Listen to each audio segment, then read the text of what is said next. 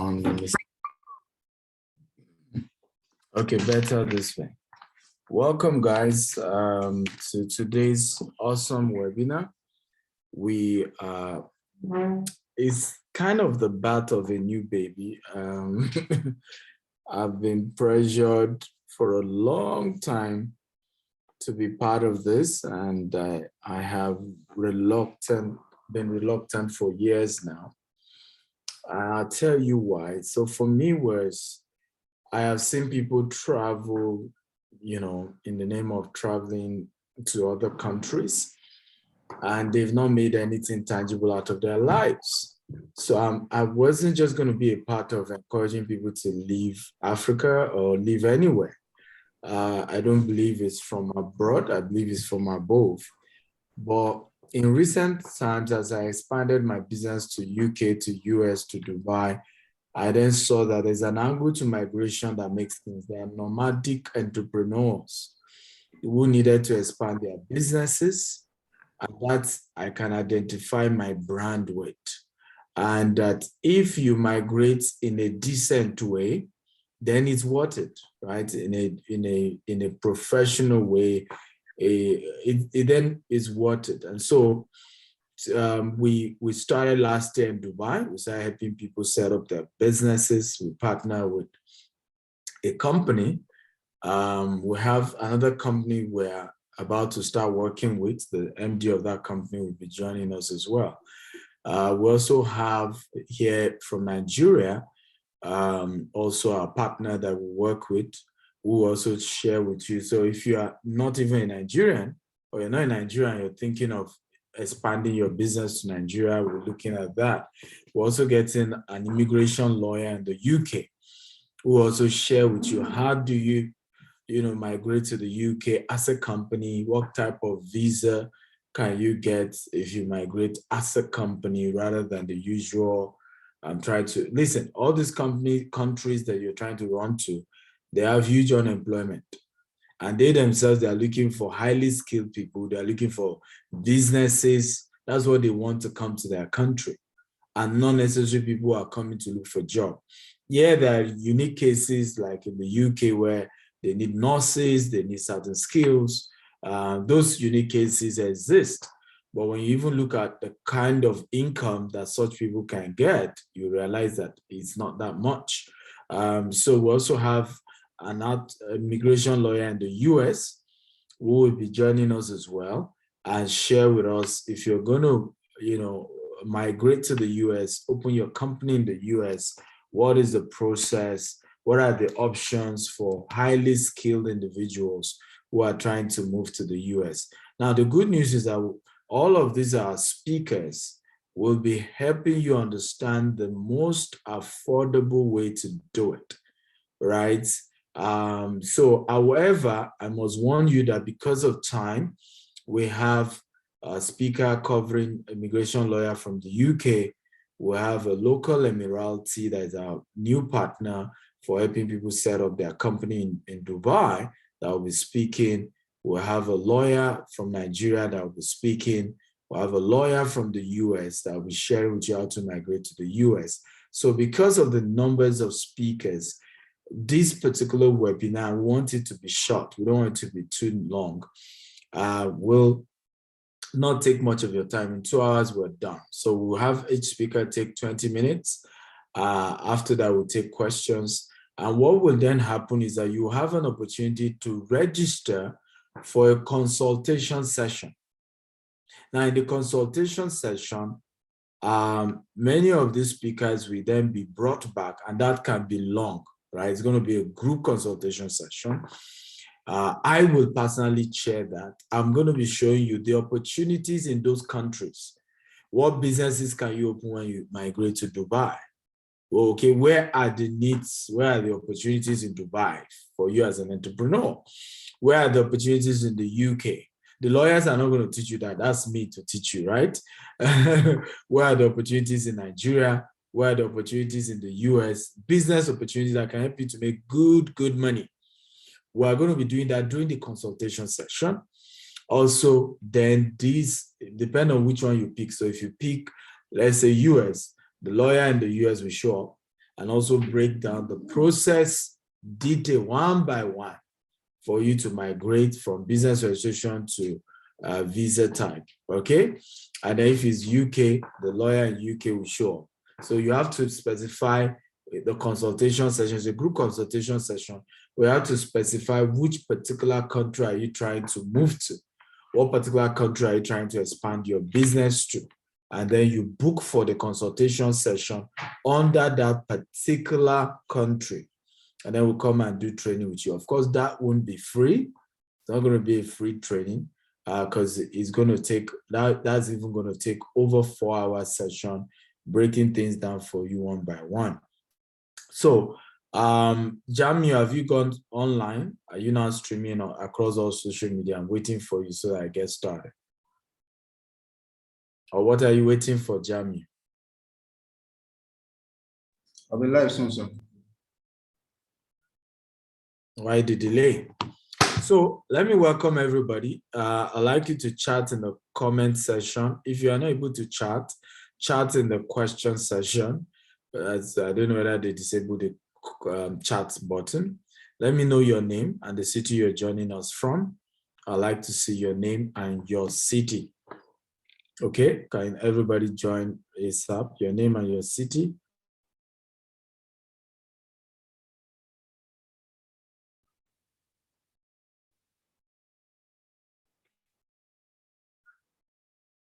Okay, your name and your city. This will go a long way in helping us to know those we have here.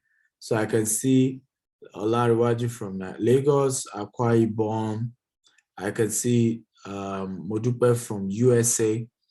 I can see Collins from Liberia. Now you see why I said we are covering 4 different countries: UK, US, Dubai, and Nigeria. Because, for example, somebody in Liberia may be thinking of coming to Nigeria, or somewhere in the US, Oluwasegun from Dallas, Texas, right? So you might be thinking of migrating to the US or something, or I mean to Nigeria or to Dubai or to the UK. Kingsley from Lagos, or your UK, Adebite from UK, Lagos, Kaduna, Virginia, from Asaba.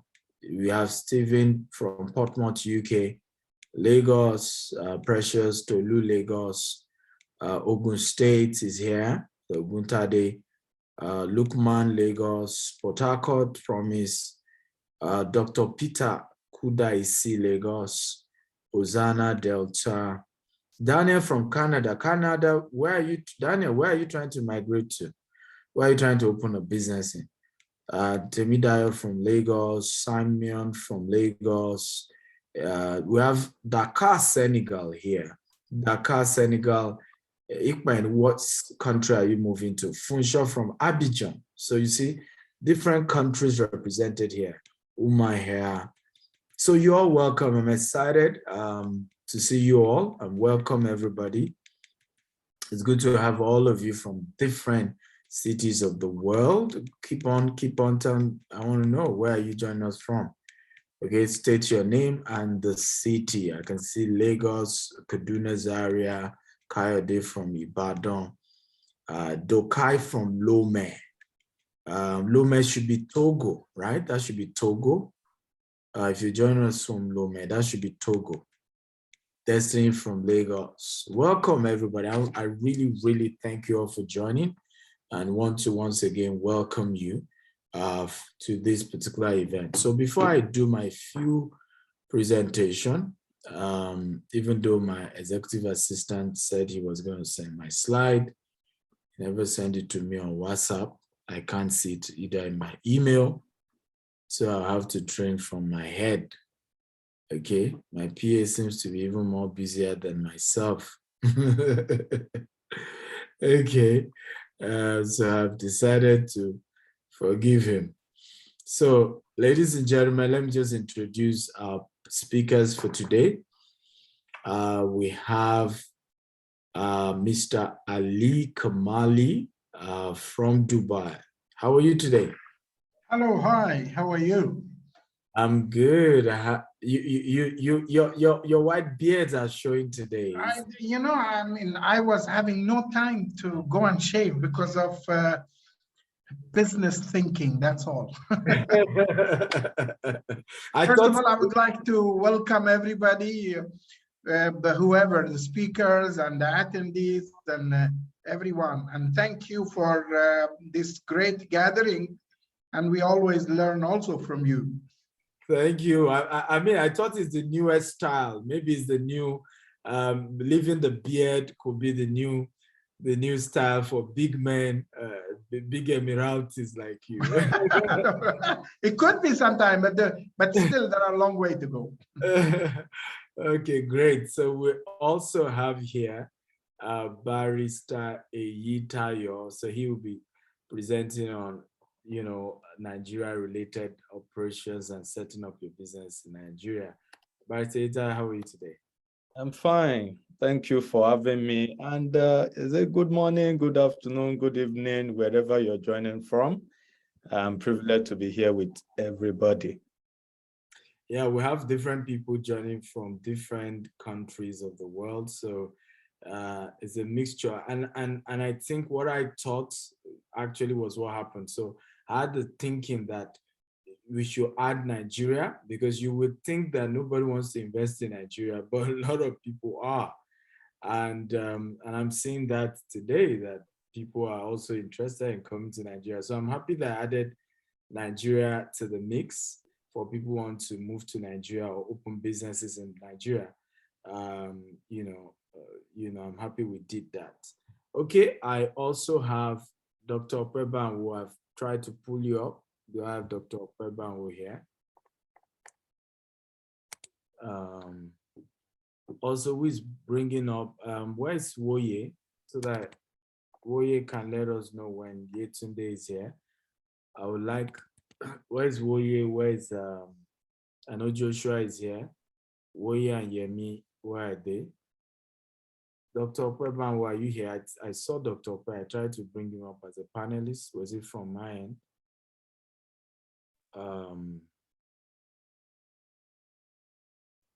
Okay, I think he's about coming up. So there's Yetunde Alabi.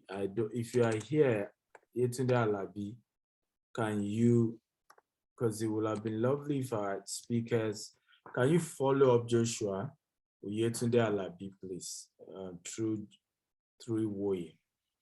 So let's have Dr. Pe introduce himself. Dr. Pe, welcome to the show today. All right. Good morning, everyone. Good afternoon and good evening, depending on where you're joining us from. My name is Okpeban, and I'm the founding partner of Banwo and Ibukwe Law Firm. We are based, we're a 20-person law firm based in Omaha, Nebraska, USA. And we are specialists in immigration, generally, especially business immigration. And we cover the whole gambit of that as far as US is concerned, from all the legal aspects that concerns immigration to the US, the legal entities that you might need, as well as the legal vehicle that you need, as well as helping you go through the process. That's what we do at our law firm. And you can find out more about us at bi-law.com. Thank you. Okay, great. So we will have Dr. Okpe later share with us all the, like I said, each speaker will have 20 minutes to have their presentation.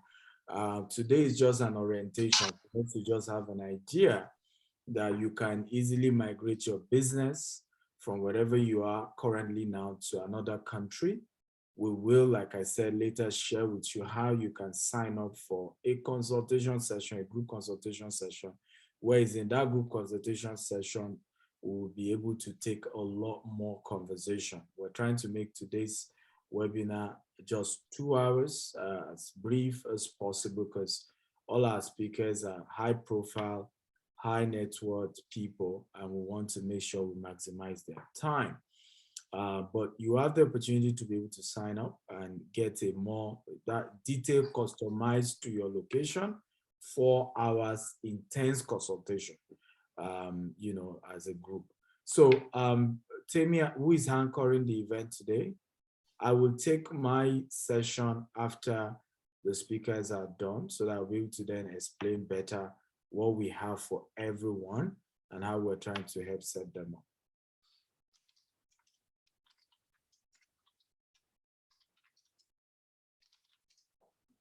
Is Temi there? Who's anchoring?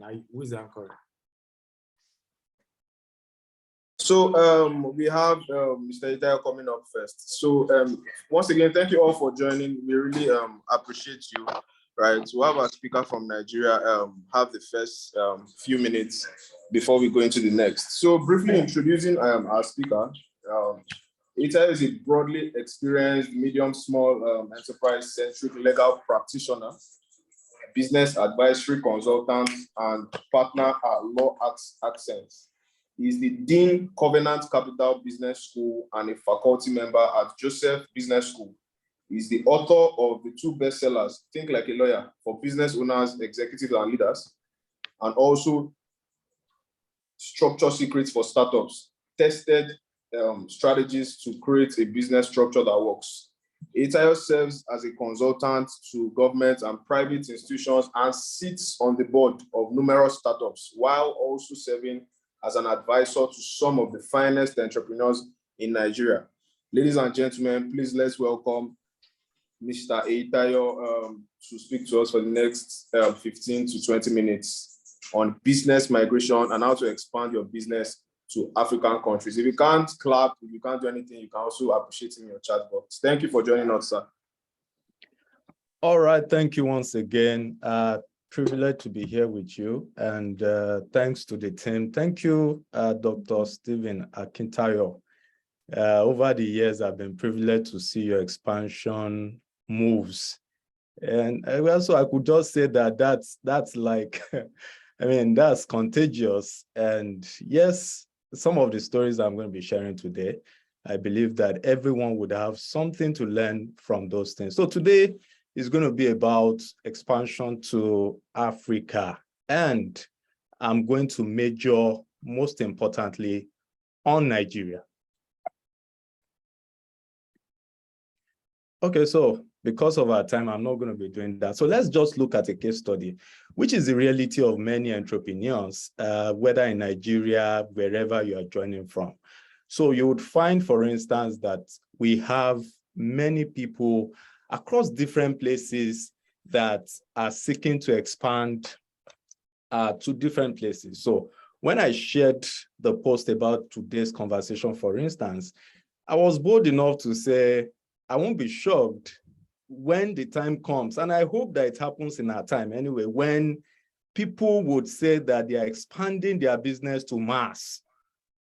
And I think that would still happen. But the point is that the world keeps getting smaller. And the more the world gets smaller, definitely we're going to be having people that are living locally, but are thinking globally, which I believe is one of the reasons that we have people in this conversation today. So there's going to be a number of people that are in a place, but actually thinking of how can they take benefit of different countries. But let's narrow down to Nigeria for some minutes, and then we can take it up again from the global perspective. Now, if you're thinking to do business in Nigeria, first thing I need to tell you is that Nigeria is a free economy. And what do I mean by free economy? It means that Nigeria is open to anybody from any part of the world that wants to do business. Now, Nigeria is free, but definitely there are going to be regulations. So just to put in context, what do I mean by free? You do not, or it's not a mandatory thing that there has to be local partnership in your business before you are permitted to do business in Nigeria. Now, this is the context of what I mean by saying Nigeria is a free economy. However, there are regulations which we'll still come to. But the default position of the law says, if you want to do business in Nigeria, yes, you need to register that business. But of course, there are also exceptions. But those exceptions, what you would eventually find is that something constant about the exceptions is maybe you just came into Nigeria for a project. And even at that, you will still be needing some approvals here and there. But when you are coming in as a matter of expansion, then it would then mean that, yes, there is a need for you to register. And the beautiful thing, which broadly speaking about company expansion, something beautiful is that when you decide to expand your business, it doesn't mean that the parent company, which is in another country, will take liability for the business in another country. They are assumed to have separate identities, even though they may belong to the same group of companies. Because I've seen a number of entrepreneurs have that fear of, well, so why should we expand to where we are unable to manage things and all of that? The point is that when you have a system that truly works, and you know that that system will work, whether it's put in the air, whether it's put in the sea, whether it's put on the land, then I can bet with you that you are due for some expansion. Now, let me share some stories, because I said earlier on that something I respect so much about Dr. Stephen Akintayo is that boldness to step into spaces. So we also took the bold ride to begin to expand. And you would learn some things here about why should you start thinking about expansion. So first is we decided to expand to Kenya. And getting to Kenya, why we did that was because we realized that for Africans, and even if you're not an African, so this is something you may want to research on. Now, recently, there's been the build up around business treaty that permits people to come into Africa, do business, and enjoy some incentives. So it's referred to as the African Continental Free Trade Treaty, which I believe that is something that you might also want to explore, and then look at how can you maximize your presence within Africa with such a treaty. And for that, we realize that, yes, there's going to be a need for businesses to be ladders across Africa. And you might be thinking that way as well. There are clients that might have reached out to you and say, well, so they need you to, they don't know if you have presence in some countries and you are still thinking. Well, the meaning is that if you're able to expand, then it becomes a ladder across different places. And this is the mindset that we use in then saying that, yes, we are due to enjoy this. But what are the factors you need to consider if you are thinking of expanding that business? You need to be interested in understanding the business climate of the place you are expanding to. So that talks about what are the laws relating to the business. The key laws you should master.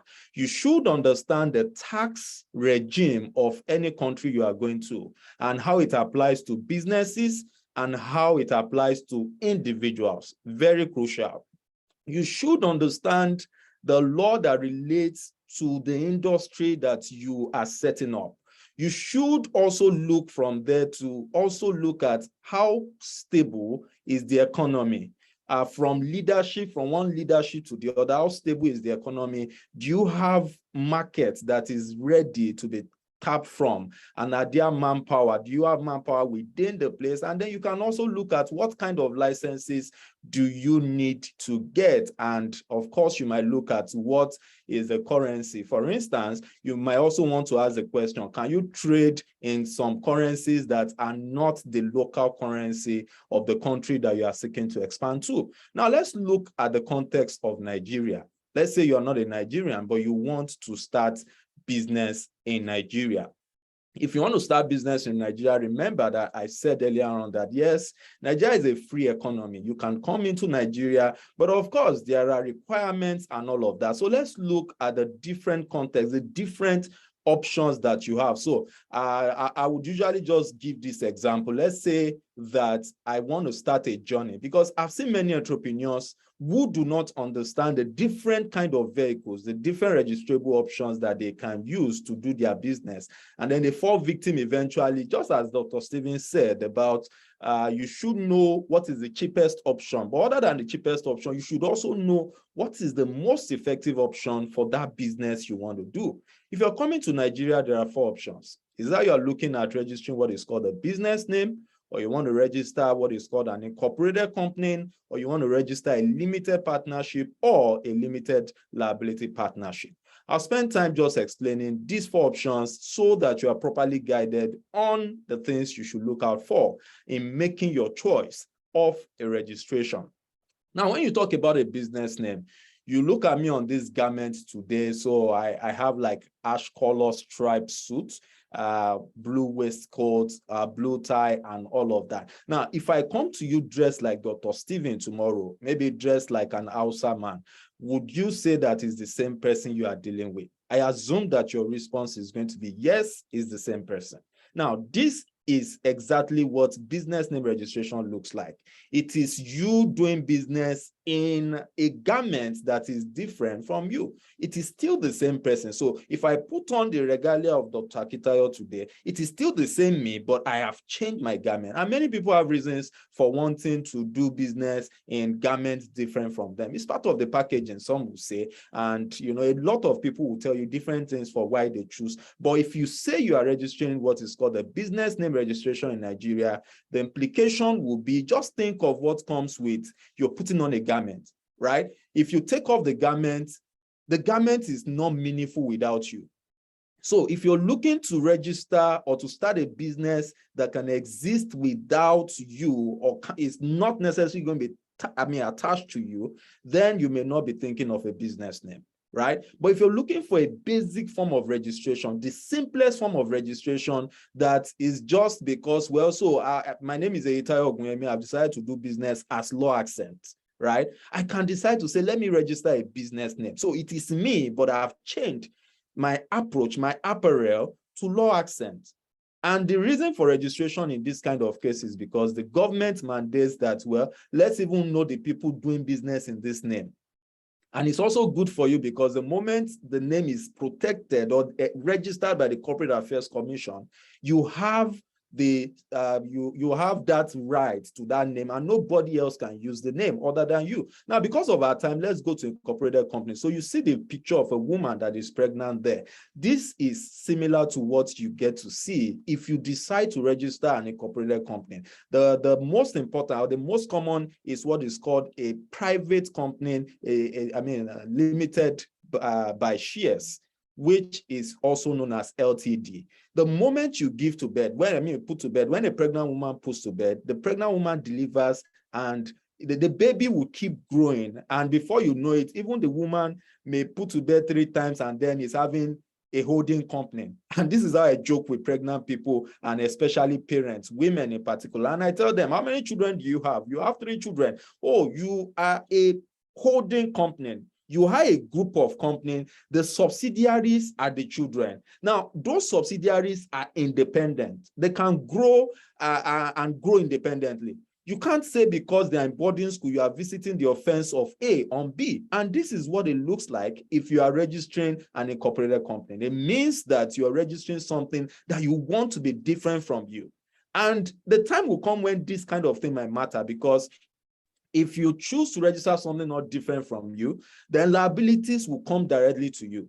If government is looking for somebody and they said this person stole something, even though you didn't steal anybody's money, government will come to you. But if you decide to do business in something that is different from you, that means the company can be broke and you can be rich. The company can be rich and you can't be broke. So these are very unique things that matter. And then limited partnership and limited liability partnership. These 2 options, of course, they have to do with partnership. So when you know that you are in partnership, these are additional options you can look at. For business name, a single person can register business name. For incorporated company, a single person is allowed to register incorporated company. But limited partnership, limited liability partnership, there has to be at least 2 people. And limited partnership, that means there's at least somebody that is a limited partner, someone that is a general partner. If you're joining us from outside of Nigeria and you're thinking of just investing in Nigeria and not actively participating, right? You can't be a general partner, a limited partner, while the general partner is in charge of the day-to-day affairs of the business. Now, you can also go for limited liability partnership, because limited partnership takes the form of business name in the case of the legal application of operating it, meaning there is exposure to the partners, right? But limited liability partnership is quite synonymous, takes the form of incorporated company in the sense that it is distinct, it is unique from the partners that form it. But the requirement under the law is that there has to be a designated partner, or at least partners that have their presence in Nigeria. So you can be among the partners, but you may not have your presence in Nigeria. And when you don't have your presence in Nigeria, it means you don't need to process what is called SEPAC, which is your expatriate quota and your residence permits. You don't need to process that, in as much as you have partners that are based in Nigeria. So let me talk about something that would also guide you practically. Now, if you're considering that you want to expand to another country, whether it's Nigeria or any of the African countries, you have to look at, is it an open economy? Is it an economy where you can have 100% ownership, or an economy where you must have a local participation? Means there has to be an indigenous person that is on the shareholding, on the company as a shareholder. When you look at all of this, you may begin to look at how to manage your way. Sometimes too, you may think that you are not financially ready. You can explore the option of what is called a nominee service, meaning that somebody or a company is holding on your behalf in a country, and you may choose different options. You may decide to franchise your strategy, your know-how, your intellectual know-how, your trade secrets, and all of that. Or you may want to register an independent company, or you may even want to register a subsidiary, meaning a branch office. So depending on whichever one you go for, these are very crucial things you want to look at. So if in Nigeria, you want to come to Nigeria, you have to look at, well, so if it's going to be a full ownership, that means that it affects your shareholding. The minimum share capital, if there is a foreign participation, is 10 million share capital. But many entrepreneurs have come to meet us to ask, well, does it mean we need to put the money somewhere? Well, we'll tell them that this is what is assumed by the law. It's assumed that you have that much to invest to start business, but it doesn't mean that you must put the money down.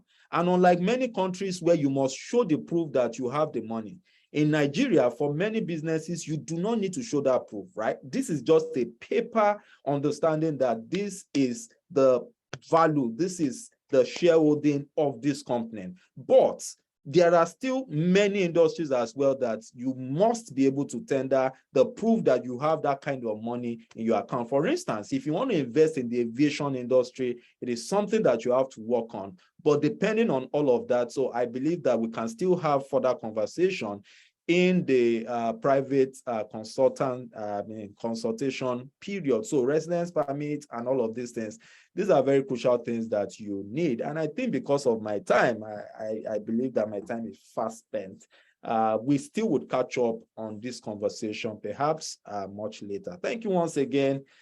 Please feel free to ask your questions. And yes, you can also get my book for further reading. Thank you.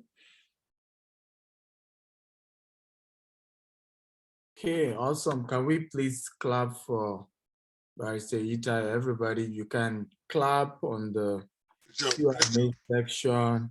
You can clap. I mean, that's a fantastic, short, precise, straight to the point, no long story conversation. I think it's really, really great. So I also want to say that what we are doing, like I said in today's webinar, is an orientation, okay? So that you kind of know your various options. There will still be a proper consultation that you can book. Like I said, that won't be free. And in that, we can then tailor to each country that we're specifically talking to. So when you are booking consultation, you can book for UK or US or Dubai or Nigeria. And one of the things we also do that is quite unique, is to give you the various business opportunities, right, in those countries. Because I realize that a lot of time people, let's say you made your money from migration, from just helping people do visa in Nigeria, and now you want to move to the UK. Suddenly you are hearing that they are nursing, they're looking for nurses in the UK, and you now want to turn yourself to a nurse, right? It doesn't really make sense. There are a lot of other businesses that are similar, okay, to that we can guide you on how to get involved in when you migrate to the UK, rather than just starting all afresh. Then you see people start security job, you see people start driving job. I mean, these are things that are just not their thing. And this is one of the major things I'm trying to do with this particular program, that beyond just that, we get lawyers who can help you facilitate the visas, the business registration, but that as an entrepreneur who has run business and made it, I can guide you and share what are some of where the opportunities are, where the monies are in this. And the good news, I mean, those in all these 4 countries. I run business in all these 4 countries. So I can tell you, hey, these are probably the areas you should go into. And that's part of what we're going to be dealing with in the consultation session. So please, thank you so much, Barrister Akintayo, for that fantastic conversation. I appreciate you for that. So once all the speakers are done with their 15, 20 minutes, we will then take all the questions for all the locations from all our participants. We're also streaming on Facebook, on LinkedIn, on YouTube. For all of you who are watching across all social media platforms, please note that we're stopping the Facebook streaming very soon, as we're only going to finish the streaming on YouTube. So quickly jump on YouTube, Dr. S. Akintayo, subscribe and watch the event till the end. Or you can just visit www.stephenakintayo.com/business migration so that you can then be part of this to the end. So what you are currently watching, we're not going to stream it till the end. We're cutting it off very soon. So make sure you jump either on YouTube or here on Zoom to be able to complete watching the entire event. Okay, Joshua, you want to take the next speaker, or whoever is to take the next speaker? Okay, yes, thank you so much for that beautiful presentation, Barrister Akintayo. On to the next, I'll be introducing Ali Al-Kamali. Can you introduce yourself as well? Yes, okay, my name is Abisola Awosanya. So I'm the Dubai's Executive Assistant for Dr. Stephen Akintayo here in Dubai. And we'll be having Ali Al-Kamali, that is the Managing Director for Datamatics, who is going to be speaking to us on business migration here in Dubai. So Mr. Ali, I'm sure you're ready, and I'll be stopping the share right now because I'm sharing the screen. So you can see Ali Al-Kamali has has been able to have like different encounters with different VIPs all over the world, and it is the Managing Director for Datamatics, which is a 21st century global company here in Dubai. And yes, it's leading conferences. And so sorry guys, yes, Datamatics is a 21st century global leading knowledge provider, which has embarked on a new global knowledge development journey to accelerate the region's administrative efficiency, the leadership, social, economic, technological, and KM management developments. During these years, Datamatics has attracted the most successful global government and business best practices and leaders' best visions to the region to support building unique global knowledge-based organizations. Datamatics conferences, summits, and executive development programs are among the most important event calendar globally for corporate and government leaders and key decision makers to create global strategic ties between institutions and decision makers. So everyone, give it up for Ali Al-Kamali. Mr. Ali, you can mute yourself right now, and we are ready for your presentation. You can hear me now? Sure, we can hear you now. Yeah, thank you very much for, first of all, for the introduction. And Dr. Stephen, Abisola, she was very good connector. Every day she remind me for the event, preparing, sending, which I really congratulate you to have such a great team with you. Thank you. My accessible speaker, he explained that very well, and I know now everything about Nigeria. So let's talk a little bit about UAE or the GCC region as an overall. Datamatics as a company is a 33 years organization with connection and knowledge distribution in all over the world. We have attracted 68 country presidents to our events. Take it from Clinton to Al Gore to many, many country presidents. Now, we would like to, or I would like to share my knowledge about the business migration here to Dubai. Well, UAE have 7 emirates. Among these 7 emirates, Dubai, of course, it's a hub for business, and some people call it the land of opportunities. Also, Abu Dhabi, our political capital, is land of opportunity too. I mean, I consider that the entire 7 emirates are land of opportunities, but with different vision, with different size, with different directions. But if I take only Dubai, today Dubai have the most strongest infrastructure of the world. If you go technologically, it is strong. We are almost in 5G, telecom, 5G technology towards AI, artificial intelligence, blockchain. We have the most exciting experiences with our airlines, Emirates Airlines, with the airports, which we have, with the infrastructure in ports, in free zones. I mean, all those things, or all those things which considered like tools for businessmen. Of course, I mean, Dubai is not only for business migration or existing business to come to Dubai. No, Dubai also is land of opportunity for the entrepreneur, for the beginners, for all kind. We have all those rules and regulation exactly like Nigeria. When you want to set up a company here, you have a limited liability, you have unlimited, you have in some industries, you don't need local partners. In some you need a different category of businesses. I mean, all those issues are there.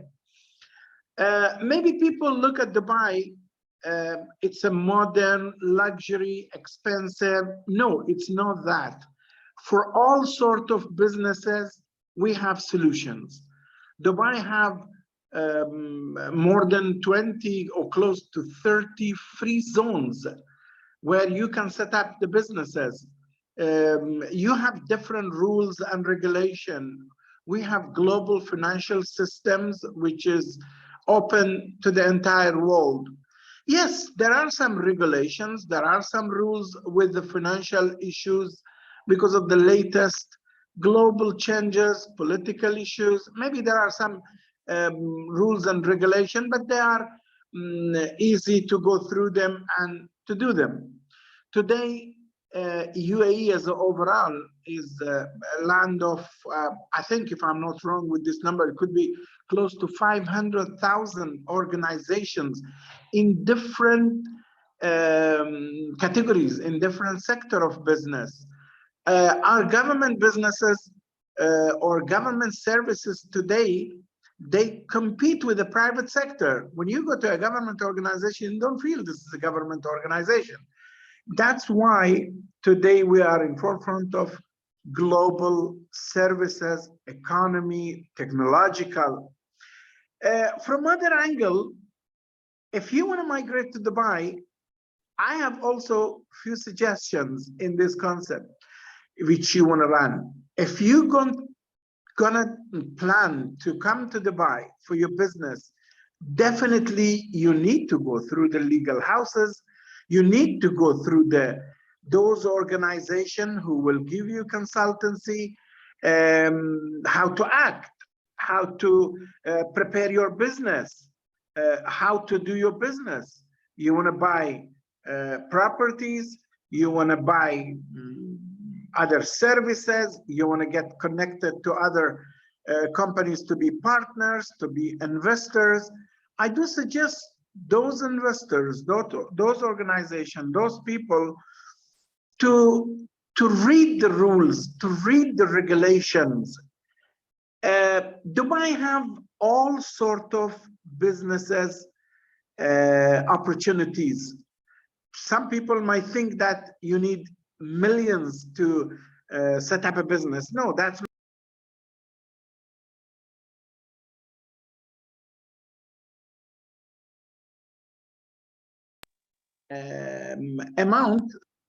amount of money. You can plan based on any strategy what you are thinking, to which free zone, to inland in Dubai. So that means Dubai is prepared for all those issues. And regarding the licensing, I think 24 hours or 48 hours, the license is done. Regarding the visa, it is same, services the same, banking, accounting. As I said, they might take some procedures, but all are available based on rules and regulation. So today we are talking close to 9 million people living in Dubai. The most exciting infrastructure which we have today in UAE is our information technology. Its infrastructure which we have is the best 5G technology which we are using in our telecom. Today, we are connected to almost the entire world. Or if we are not connected directly to those cities, we are connected via other cities. So I'm sure we are connected to 500 plus cities, or Emirates Airlines fly to close to 300 cities on daily basis. So that means Dubai is a land of opportunity. Dubai is the place where to come and do business. But at the same time, Dubai is not doing the businesses alone by itself. No, we are connected. Today, if we are talking about Nigeria, we are connected with Nigeria. Today, we are integrated with the entire world, with the cities. You do believe, and I believe, and everybody believes that there is no country, there is no city in the world can do the progress, or can do the things, or can develop the economic situation or the business by itself alone. No, you need to get connected to other cities, to other nations, to other economy globally. That's what Dubai today is doing it. That's why today all sort of services available in Dubai for your businessmen. If you take it from custom, if you take it from sea, if you take it from air, if you take it from land, from all those angles, you are connected. And what the business want, it's there.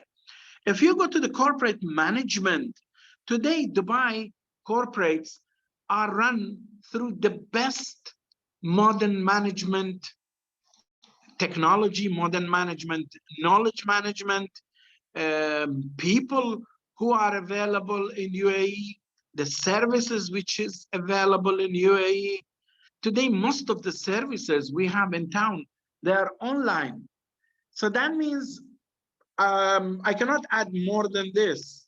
The only things the businessman or the investors need to pack, take their briefcase, go to the airport, get a ticket online with Emirates Airlines, fly to Dubai, get your hotel done, and go and do your business. That's all I can say. And Dr. Stephen, I'm sure he knows about it because he's living in Dubai. He can see also what's happening on the ground. And many of you, I'm sure, have traveled to Dubai and you know about Dubai. So let's together develop the management, develop the economy, not only about Dubai. Let's make an interconnected and integrated economy and business for all. Thank you very much.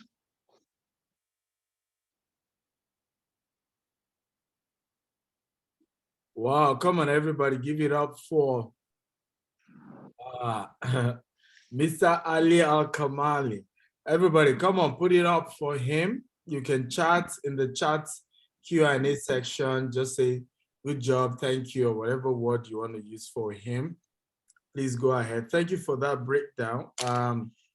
By the way, Mr. Ali is our new partner to help as many of you want to register your company in Dubai. You know, you will be seeing him and his team, as well as the GTEX team, if you want us to help you set up your company in Dubai. We have helped several people. I now live in Dubai, like he said, and I enjoy working in Dubai. Dubai is beautiful. I love the people, I love the culture, and it's a wonderful place to do business. And you want to get all the support that you can get. I also want to let you know that I want to thank all our speakers because they all graciously agreed to speak today for free. Well, you need to know that the subsequent session, which is a consultation session, we will be paying every speaker because normally, you know, they charge to speak and to help teach people this whole process. So do not expect that the consultation session will be another free session. No, we need to pay each of our speaker who will be doing a consultation session with you. And as a result, the next session won't be free. And that's why I say it's going to be 4 hours, 10 session with me, my team, and the speakers themselves so that they talk to you as regards the visa aspect, the charges, and how they can support you in that area. What we've also done is to say, if you end up going through with them helping you to do your visa, whatever it is you pay for the consultation session will then be deducted from the amount you're paying for the visa. So that way everybody's happy. So that's the structure we have for this training. So the first webinar is free. None of the speakers charge us, and we are not charging you either. But the subsequent one, we will have to charge you, and then we'll pay our speakers as well, because the group consultation session is an intense one. It's not like this one that people are just technically just introducing you and just familiarizing you with the fact that there's an opportunity in that part of the world, okay?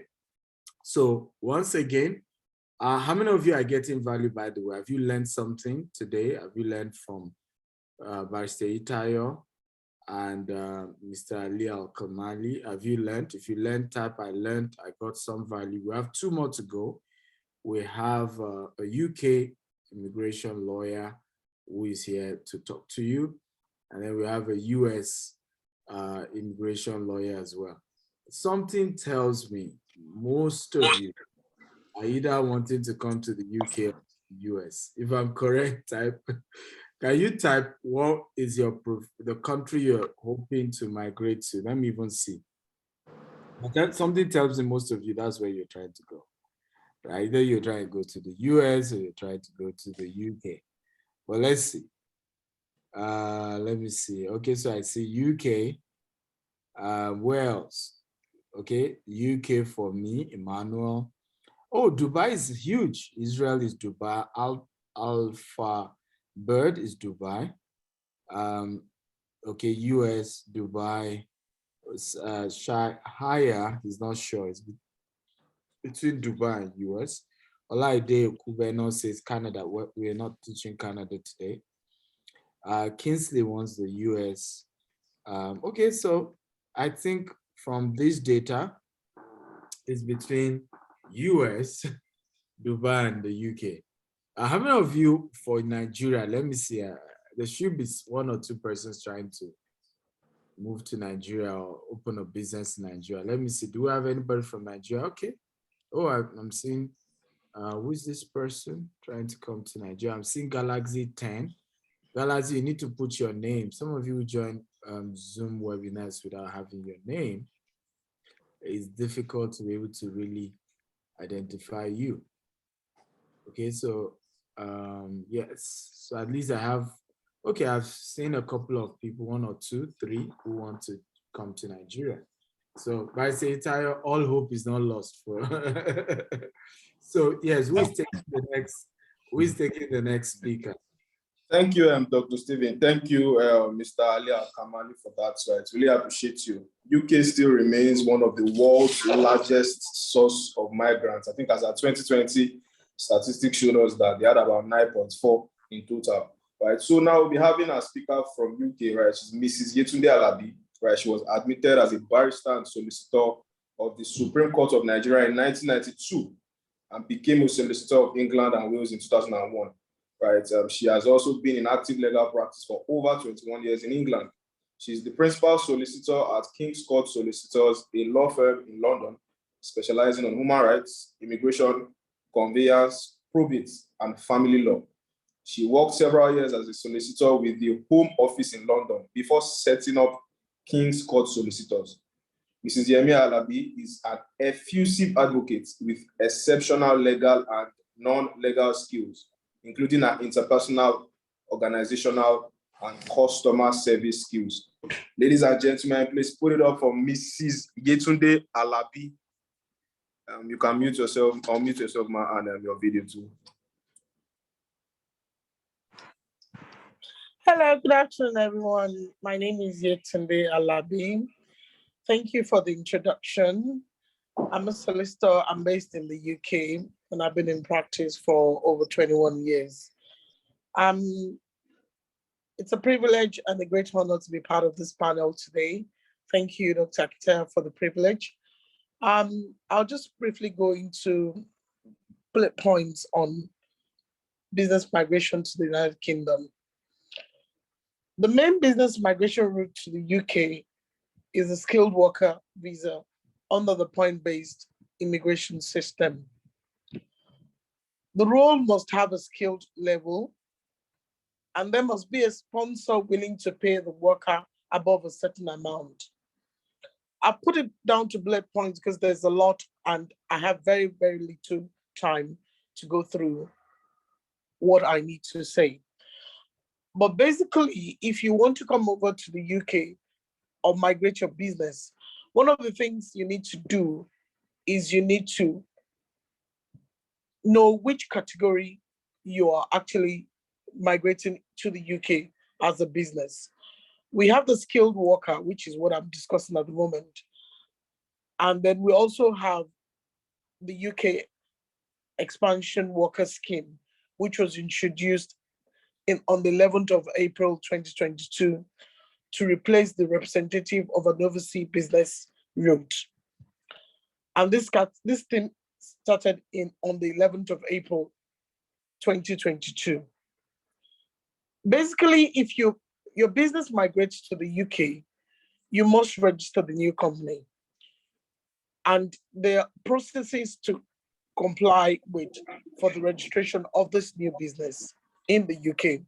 We also have the tax element, which you must notify the tax office for the tax process of the business. I'm a bit fast because there's quite a lot to talk about in a very short period. But as stated previously, there's going to be opportunity to deal with these matters at length if anyone is interested in migrating to the UK. This is just to give you an overview of what exactly it's all about.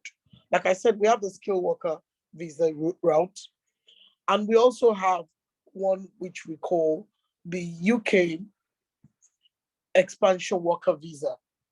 This one basically is a scheme that enables overseas businesses seeking to expand into the UK to temporarily assign senior managers and specialist employees, including business owners, to establish a British operation of an existing business. And under the scheme, the initial permission will be granted for a year, and you could then apply for an extension for another year, this scheme only allows the worker to be in the UK for a 5 years period within 6 years. And this scheme doesn't lead to settlement in the UK. The worker would need to change to the skilled worker, which is the main visa route to the UK to work permanently.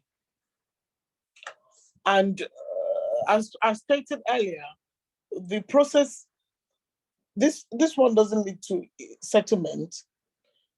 And if you need to, if you intend to stay in the UK longer than 6 years, 5 years, you would need to obtain the skilled workers visa. And once you obtain the parent company in Nigeria needs to apply for the UK expansion worker license to enable the worker to come to the UK under this UK expansion worker visa to transfer the business currently operating in Nigeria in the UK. And basically, what happens is that if you're transferring the business to the UK temporarily, what you need to do is to look at the option of the UK expansion worker scheme, because that one actually allows a temporary migration to the UK, and that gives the business the opportunity to look at the country, to look at the rules of in the country. And because the business is already operating in Nigeria, that one will be the UK branch of the business. And then that gives the business the opportunity to look at the UK rules and see the climate of the business itself, whether it can survive in the UK. Because obviously the UK has its own tax laws, it has its own stringent laws governing almost every aspect of the business. And obviously we still have the challenge of obtaining the business premises, getting the business permits, and various other rules attached to the business. But like I said, because I have very little time to cover a lot of issues, what I would pin everything down to is that if you're migrating your business to the UK, you need to consider the skilled worker visa, which is the main one that allows you to work in the UK. But the skilled worker visa, you would need an employer that would give you a certificate of sponsorship. And the employer himself must have a sponsor license before they can actually issue the worker with a certificate of sponsorship visa. But for something more temporarily, I would suggest that businesses that are already operating in Nigeria can consider the UK expansion worker visa, which is slightly less complicated than the main skilled worker visa. Because with that one, you already have a business running in Nigeria or wherever it might be, and you're just setting up an arm of that same business in the UK. And this category allows you to do that. And then it also gives the opportunity for the business to look at the environment in which they are coming into to decide how it will survive on the long term. And basically, that's really, it's a nutshell of business rules when you want to migrate to the UK. Thank you. Everybody, come on, let's give it up. Let's give it up. Let's give it up. Good job. Thank you so much for that. Is it Mrs. Alabi? Am I correct? Yes, it's Mrs. Alabi. Yes, so Mrs. Alabi, thank you for that. We appreciate that presentation. Sorry that we have to rush. We wanted to have a situation where we'll still have at least 40 minutes to take questions, and then those who are really serious can then book consultation.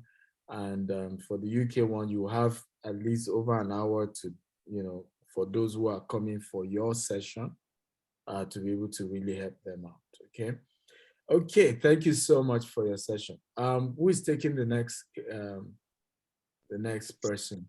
I'm seeing the person having Akintayo or Stephen. That's not your name. Better change your name. No, that's not what's meant to be. There's meant to be Stephen Akintayo Consulting. I'm sorry about that. That was not intended. I have my lawyer here, Dr. Pepper. That was meant to be Stephen Akintayo Consulting. And because you're in the US, it's going to help me sue you in the US. I'm already drafting the motion, and everybody here is already included, including Mrs. Yetunde Alabi. I know you will not do that. Thank you very much, Mrs. Yetunde Alabi. That was very enlightening. Thank you very much to all the speakers that have gone and ahead to sensitize us. So we'll be moving on to the United States of America. And I'll be introducing Dr. Okwe Banwo, who is a senior partner at Banwo and Ibokwe law firm in Omaha, Nebraska. He is a preeminent immigration attorney here in the United States with over 20 years of experience. Dr. Okwe Banwo has proven record of successfully helping numerous clients to achieve their immigration goals. Please make welcome Dr. Okwe Banwo. Hi. Thank you so much. I appreciate you. That's the shortest profile I've ever heard about, Doctor. I keep to time. But it's okay. It's okay. Yes, I want to appreciate everybody who's spoken before me, especially Mrs. Yetunde Alabi. I really enjoyed your presentation. And the UK is probably the hottest for Nigerians now. So you will be very busy. But I love the way you present. Temi, Bisola, everybody, thank you so much for the work you are putting into this. My name is Okwe Banwo, as they've said. I specialize in US matters and US matters only. So because I've been given only 20 minutes, somebody please time me. When it's 15 minutes, let me know I've spent 15 minutes. Because when I go on stages by my white colleagues here in the US, I dare not abuse their time. So let me not take advantage of my brother here because he's my person. And just say, bottom line, since this is just an introduction, incidentally, I had a room like this scheduled on Twitter Spaces today, but I had to cancel it because I had forgotten I committed to this one. There should be more of this out there so that many of us can be as educated as we want and we don't end up in the hands of touts. So this is just introduction, so I can't go into specifics, but this is what I will say in the short time span I have. Number one, US is hot for a reason, not just because of the opportunities here, but because things are done properly here, just like London, even more so when it comes to things like immigration in the US. It is wrong for anybody to believe that US is not favorable to immigrants. That's not correct. That's the impression out there. But because of the so much demand and the way people just feel they can violate rules and come here is what makes it like that. I hope you can still hear me. Can you hear me, guys? Loud and clear. Yeah, you can hear me. Okay. So I just want to that because if you are starting out from a position of fear, you won't be able to explore the maximum opportunities you have. Number two, if you want to come to the US, I want to encourage you very, very well. You want to get a professional because where there is pandemonium and there's crisis and there's a lot of demand, touts also tend to reign. And that can, and unfortunately with immigration procedures, especially in US, I can't speak to other countries. When you make a mistake, even in filling a form, it may take you 10 years to fix it or never. Okay, so you don't want to take chances with your future. In a place like maybe UK, you might be able to say, I want to see ombudsman. You might have several ways to appeal and solve your problem. In US, most times you don't get a second chance. You just be talking with paper. That's number two that I can share with you today. And if you're coming on a business-related migration, it is doubly important for you to sit down, plan your 5 to 10 years move before you leave Nigeria. What I see all the time is that people get here and then they try to do something else. Meanwhile, they are bound by information they already supplied to immigration in Nigeria. So you have to have a strategy. What is your short term? What is your mid-term? And what is your long-term strategy? Even if you are coming with a visitor's visa, but you want to do business, you have to think it through. What business you want to do? What do you need to bring from Nigeria? Because sometimes a lot of what will get your stuff approved is not even here after you're here. It's back home. So that's number 3. You got to plan. I tell that to all my clients. In fact, the first 1 hour of our conference is about the planning, not the action itself. US is very, very receptive to business professionals. They're very receptive to businesses because America is built by businesses from people abroad. So, but you have to do it right. So if you, and there are several opportunities out there that you should look at.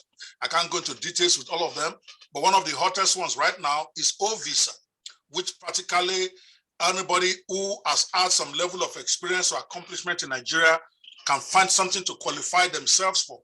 And then there's the EB categories, EB1, EB2, EB3, EB4, and EB5.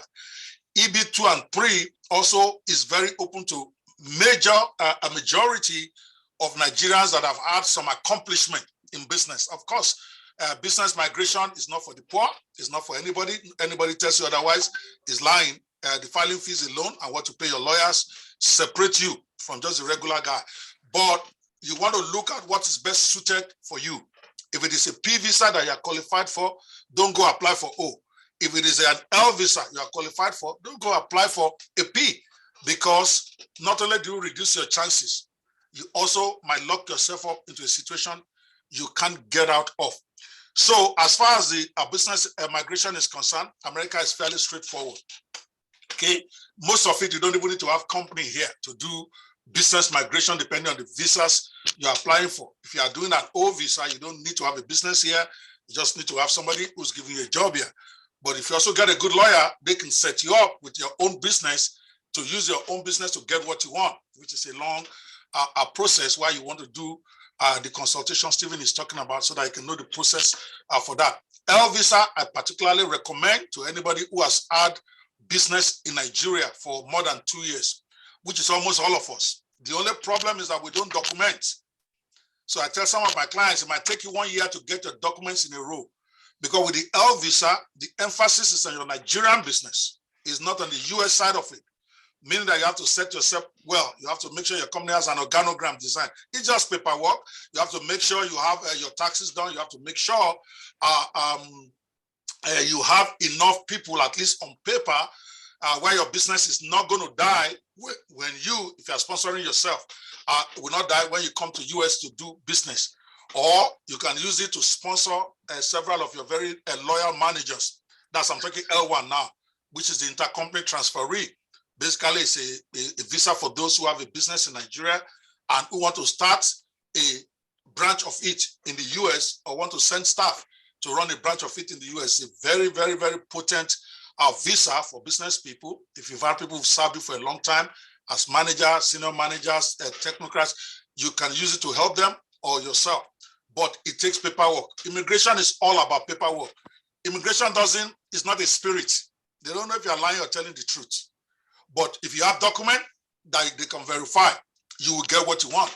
I've seen people, and I'm talking about a client as an example, that did over 800 million naira in transactions in a year for like 5 years in a row, who could not get the L visa approved. And I've seen somebody who didn't even do 2 million in a year who got the L visa approved. It's all about documentation. It's never about how big or how rich your company is. So you want to look at that. And then L and O, I think, are very good. And then the E visa categories. I'm trying to talk fast because, like I said, I'm not going to exceed 20 minutes today. I swore that one to myself before I came in here. So I'll quickly just run through a few of them. All of us know about H-1B. H-1B is a specialized visa if you're in a specialized profession. And it's crazy when they hear specialized. Some of you are thinking NASA, but I've gotten it for a chef who can only cook asaro specially as a specialist. We've gotten it for, so it's called specialized profession, which can be anything. If you sew only Nigerian dresses, that's a specialized profession. If you work in an area that requires specialized skill, which can be anything, it all comes down to who your lawyer is. It's a very good visa as long as you have mostly have a university degree. If you don't even have a university degree, there's a way you qualify it with experience. I will commend that to a lot of our unemployed guys who are out there or who just want to leave. They are not unemployed, but they're just tired. And they want to come in here with ability to work, because it's very critical when you're coming to US, get the kind of business visa that allows you to work so that you don't get stranded in the system and have to go do work just to survive. So there is the L1 that I mentioned. I particularly like that because I have a practically at this point 100% success rate in helping with that. It's not for everybody. I like to say it up front. It's an expensive visa, but it's very good intercompany transferee. The O visa is for people, you will hear it said like called a genius visa for people with extraordinary ability in the sciences, but that is an oversimplification. We've got it for practically all manners of people depending on what you are doing. For instance, if you have, you are head of a startup company, maybe you are a software guy or a business guy who's trying to raise money for your business. O visa is very good for you. We've gone for several startup companies. Now, many of them don't even have any money, but they're a startup organization. But there are requirements and there are stuff that you file, which I can't go to in the very short time that I have. I particularly like P visa for those who are in the entertainment, artists, athletes, and stuff like that. That is the type of visa that if you have any level of achievement in that area, not just somebody just starting, or somebody who has had so maybe you're a cinematographer, or maybe you're a cosmetologist for movies, things that people don't think is important. Those and your movie happens to have won an award, you don't have to be a big producer, but you're part of the cast. Any award that your movie wins, you are also a winner of that award. Stuff like that is good for entertainers, athletes, and people who cannot qualify under the extraordinary ability category, because the P visa has several 3 categories there. Another visa that I think is not being used well by those of us who want to do business. Church is almost a business in Nigeria, not almost a business, it's a very big business in Nigeria. And yet, very few people go that route. You see somebody who has been a Sunday school teacher for 20 years, or somebody who's an ordained pastor, even if they didn't have a church, but is ordained as an assistant pastor, as a minister, telling you he's stranded in Nigeria, is trying to come. When R1 or the R1 visas are very easy to get if you can get the documentation together, which most of you have, because the requirement is not plenty, particularly if you have been in the ministry long enough. So it's something, when you talk to your lawyer, when you do your private consultation, you want to ask, what exactly is that and how can I qualify? Because it's one thing you used to get one thing.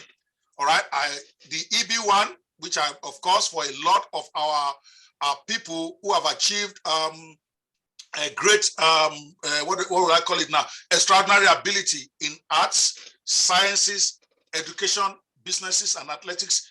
That is also a very vibrant visa for you, even though EB1 is really for exceptional, really. Our researchers who have discovered some things or written major papers on stuff. So if you don't qualify for that, you might look at the EB2. EB2 means Employment Business Visa 2, okay, which is for people with advanced degrees. You have a master's degree or you have a PhD degree, then you can start to look how you can qualify yourself in that area. Your lawyer will ask you the kind of documentation you will need. EB3 is probably almost everybody who's working in Nigeria can probably qualify for that. It's for people with bachelor's degree, and they have minimum a couple of years of training. Even those who don't even have a degree, depending on the kind of job they do, they may be qualified for that. And of course, you have the EB4, which is for special immigrants. That is for those who want to go from, let's say, pastors now. The R1 is for the temporary non-immigrant visa that allows you to work. But the EB4 is the one you use to get your green card. Is my time up? I just talk. I don't know.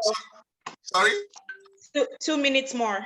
2 minutes more. Okay, like I said. So bottom line is not so much about whether you can get yourself qualified to migrate to US with your business.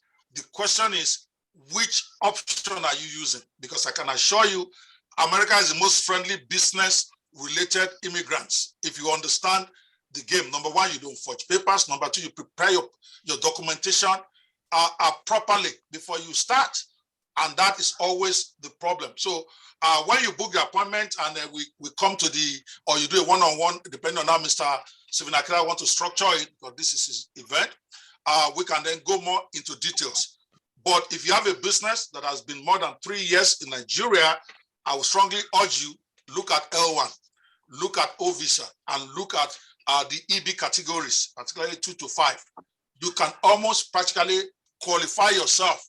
If you're patient and you have the time, be the right lawyer, they give you a checklist and go with you one by one, how you can put some of those together, even though they look very difficult for you right now. They're not. I will end with something I didn't mention, I-Visa. People hardly ever talk about that. But I-Visa is for a narrow set of people, but they are also huge. The journalists, a lot of you are bloggers now. You have blogs, you write articles. There's a specialized visa for you. It's called I-Visa, and very easy to qualify for, because most of what you need to prove is I have publications. I have this, which is not, my time is almost up, but I'll be more than happy to take questions after. Am I on time? Thank you. I told you I won't exceed. Steven.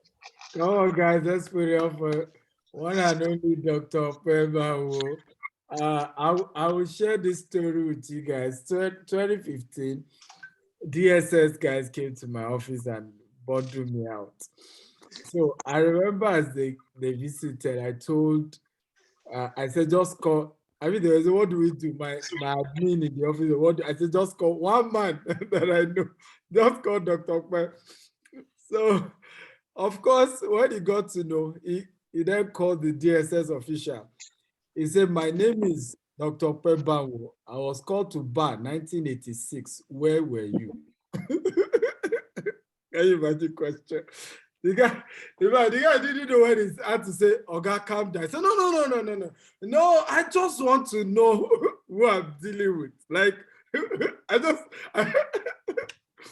so, well, it's great to have Dr. Kwan.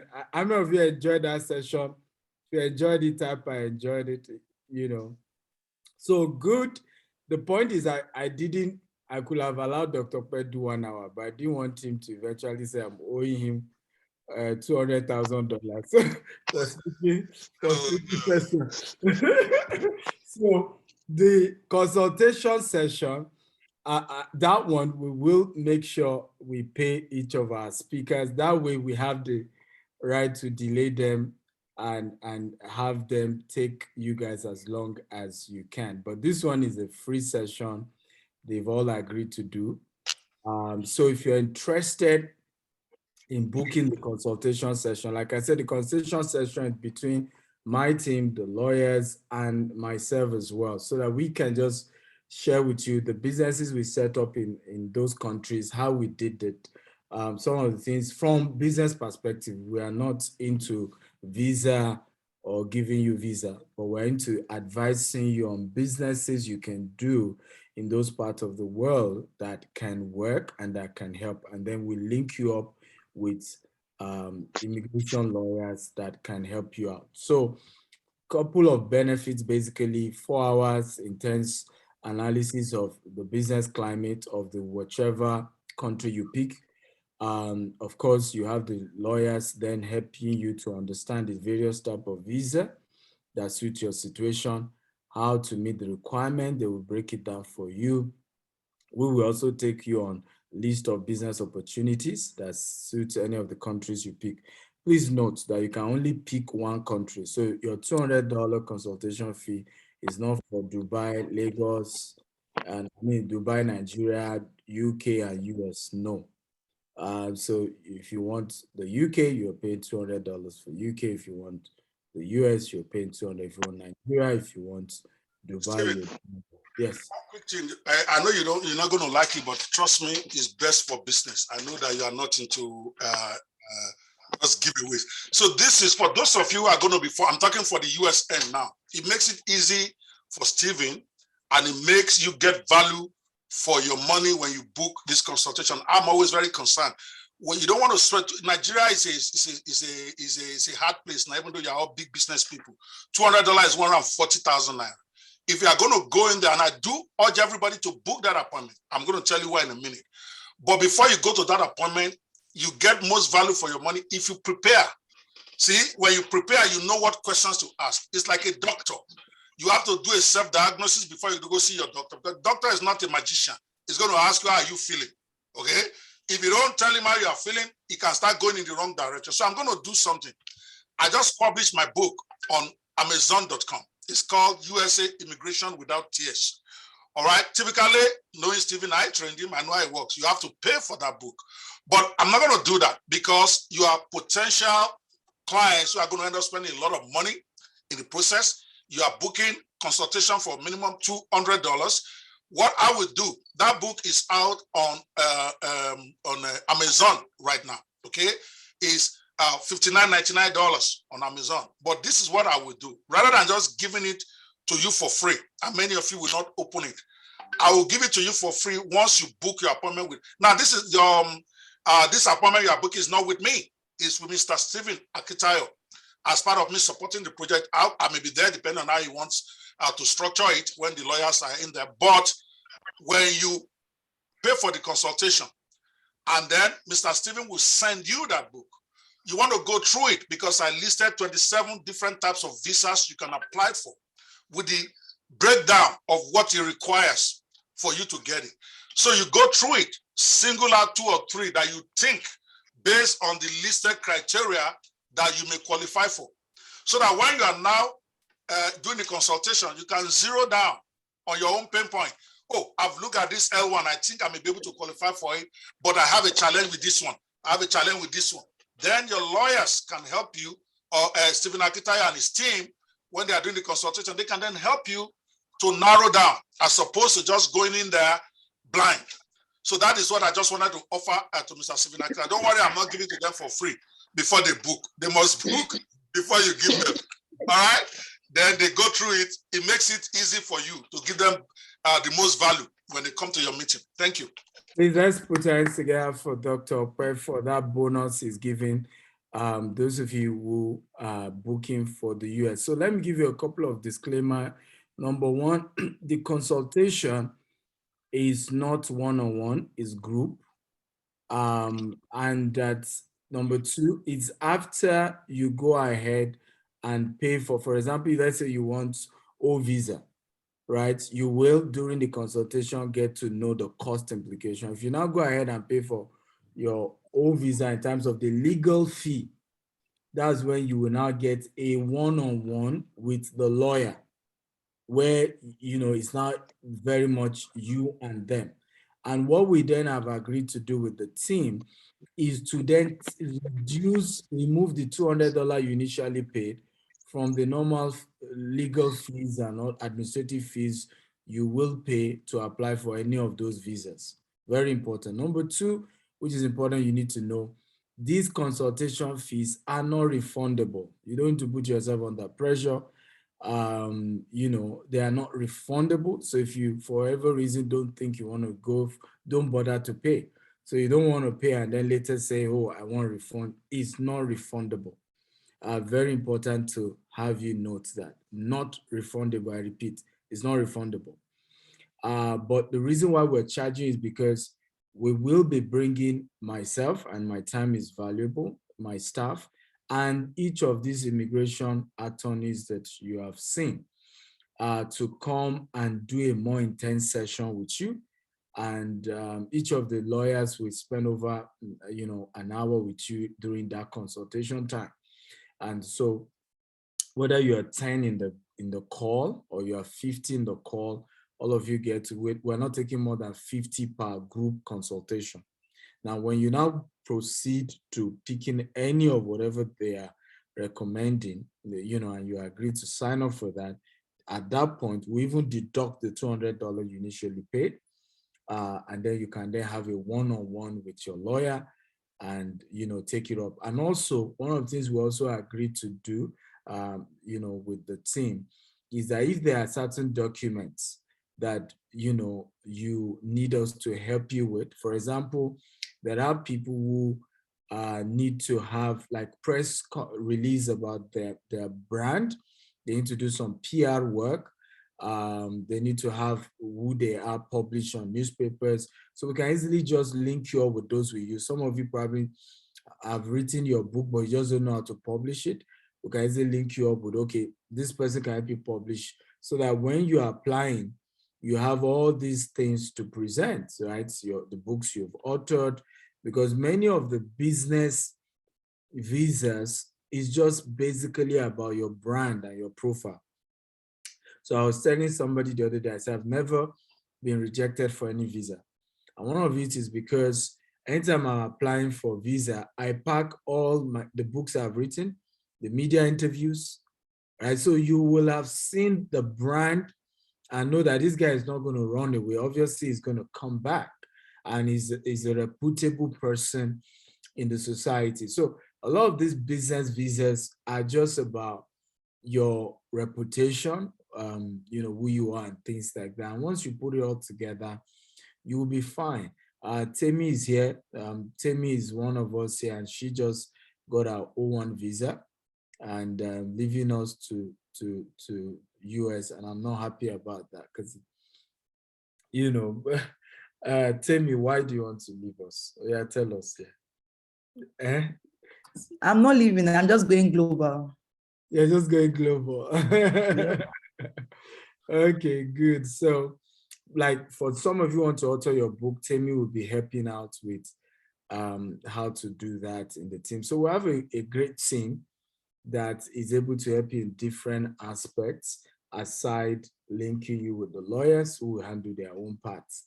So we make their job easier, because your lawyer is not going to write your book for you. Your lawyer is not going to do a whole lot of other things you need to do to package yourself in such a way that your chance of qualifying is higher. Any update to you guys? So the link again is www.stephenakintayo.com/BM. Okay, you go there, you select which country you can pay in Naira or pay in dollar. Now we do not process any of your card. We don't keep any of your card details, right? We use Stripe and we use Paystack, so we don't keep your payment details. So you can go sign up there. Once you sign up, you see a Zoom link that link you up to the Zoom call. Oh, tell me, No. you are the one that's okay. Thank you. So once you get to the page, you see the options for the 4 countries. All right. And then you see, you can pay with Stripe. So if you're paying with other currencies, dollars, pounds, AED, you can absolutely choose to pay with Stripe. Stripe processes all currencies and all from all countries, all cards and all currencies. Now, if you are in Nigeria, and of course, you know the bank limitations, you're unable to process, I think, above $50 or even $20 in a month. So you would have to pay with a Naira card. So there is a Paystack link for you to pay in Naira, and $200 in Naira is 140,000 Naira right now. So you'll be able to pay with your Naira card. Now, once you pay, just hold on for the page to finish loading. It will lead you to a Google form. Okay, the Google form is collecting more data from you. Okay, and then once you submit the form, you will see a link that will lead you to a WhatsApp group. And it's there because we want to support you. We want to be able to attend to you in the group so that there won't be any questions hanging. And there are different groups. And like you heard earlier on, you cannot pay for one and say you are doing the whole 4. No, it is $200 per location. So yes, if you're doing 2-3 locations, we may consider giving you a discount, but $200 is for what you pay for each of the locations. So listen again from the page, www.stephenakintayo.com/BM. From that page, you lead on to a payment page. You can pay with Stripe or Paystack. Stripe processes all dollar cards and so on. And then pay stack would do you also a card, but in Naira. And then once you're done with that, you would be led to a page, to a Google form. From the Google form, fill in your details, very short, about 5 questions or something.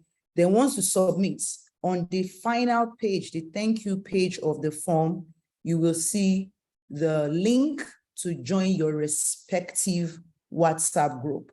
Now, it's on the group that will communicate to you the day for the group consultation session. And of course, you can also ask us some questions as well on the group. And we are there. We are all there to answer you. So I think we will take some questions now. If we have people that have questions from the countries that you have heard, either from for Nigeria, for Dubai, and I believe that our panelists are still here. So I'll hand over to my colleague in the US, Yemi. Yemi, you're still there, right? Yes, I'm here. Or is it Joshua? Okay. Okay, so Thank you very much. I'm sorry. So, hello. Okay, so okay, we can hear you, just before the questions, let me act like my senior, Dr. Kwebanwo. So I'm also going to be supporting. Well, so this is a very great course, right? Yeah. I love it when we are able to expand. Is how we can help ourselves, is how we can help our world. So I also have a book, right? Put your video, please. Oh, okay. Can you please stop sharing your screen, DSA? We're still seeing your screen. Okay, so my video is on. So I was Yes. just going to mention that I'm going to be supporting with a free copy of my book as well, right? So for as many of you that are thinking to do business, whether in Nigeria, whether across Africa, yes, this is what we would also be supporting you with. Thank you. Thank you. thank you very much, Dr. Barrister Akintayo. Thank you, Timmy. So we'll take Q&A right now.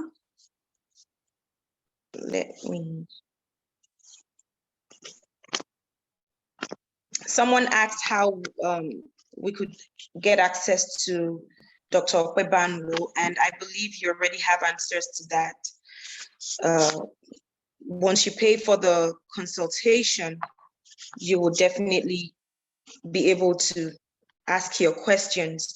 And then I also see a question that has been answered, how much the consultation fee is. Please refer to the flyers and the links that has been provided.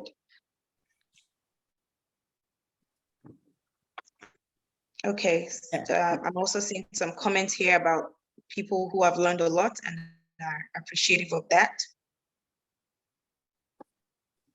Somebody's asking about the replay. I think he said that he joined online and then the replay, the recording. So I think we can make available a 24-hour window for everyone to catch the replay. It's available on YouTube. Okay, so on YouTube. Yeah, just visit Dr. S. Akintayo on YouTube, and you will be able to see that. Dr. S. Akintayo, subscribe to the channel, and you will be able to see that. Now, let me also say this. For us at the Telecommunication Consulting, this is not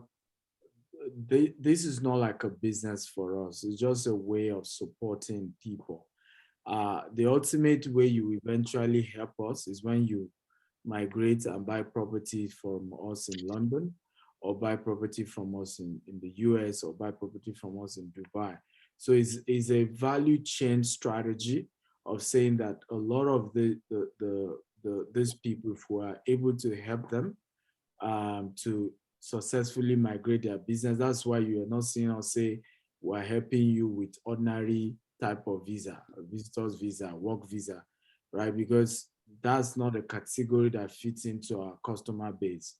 We prefer the business one because an average person who could afford to go for a business visa will ultimately need an accommodation, either a short term or long term. So for us, like I said, this is not the whole helping you to migrate, or it's not like a profit business for us. The real business is if eventually you're able to move, and then we're able to support you in terms of getting you a house or a land, or either for lease or for you to totally buy one. That's the ultimate goal for us as a company, because real estate is our bread and butter. Okay, yes, go ahead if you have more questions. All right, thank you, DSA. So I have a couple of questions here. Dakoy is asking, and this question is for Dr. Okwebanwo. I have questions for US. What can be best for someone with a bachelor's degree who has an inactive LLC in the US and has to regulate tax with IRS, and also have a self-employed company in France that is still open? When you compound the question, I get confused. Now I'm a simple man. Can we break it down into two questions? Okay, let me read it line by line. I think it's two questions in one. This person wants to know what they can do having a bachelor's degree and they have an inactive LLC in the US. All right. Well, whether you have an LLC in the US or not, it really doesn't determine the kind of visas you get. But if you have one, it could be good because you can use it to also provide the employment for yourself that you are trying to get. But if it's inactive, obviously, that one has not. You have to make it active. Luckily, it doesn't take much to reactivate a company that is dormant in the US. Okay, so you have to get in touch with your lawyer first. You have to reactivate that company, and then if that is the company you are planning to use for your immigration, then there has to be a lot more that will happen with it. You can't use a shell company to give yourself employment, for instance, because you have to submit documentation to back up that the company is viable, it can sustain you, it can pay you salary when you come. So I won't over focus on the business I have in Nigeria. If I'm trying to get an immigration visa, I would look at possibly working with a company that already is vibrant here, that is already operational. So that way, the US end of the documentation is easy. And then you can then look at yourself and see what you qualify for. But if your company in Nigeria has been around for a long time, for more than 2 years, I would say you want to consider L visa first and then O visa second. But all of that is really got nothing to do with your US company. That would be my advice. Thank you very much, Dr. Okwebanwo. I will take a question for our UK speaker, Mrs. Yetunde Alabi. Sunday Bello wants to know if it is possible for someone who has been denied a visitor's visa into the UK to apply for the business migration to the UK.